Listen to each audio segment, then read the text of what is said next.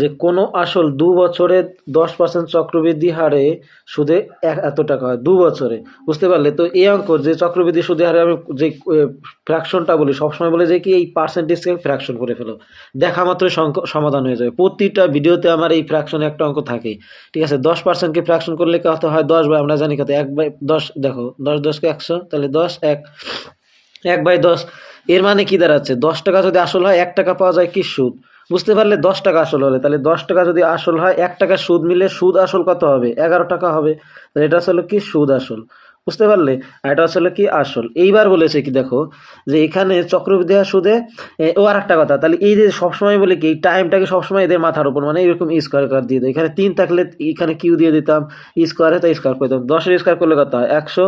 আর এখানে 11 স্কোয়ার করলে কত হয়? 1 to 1।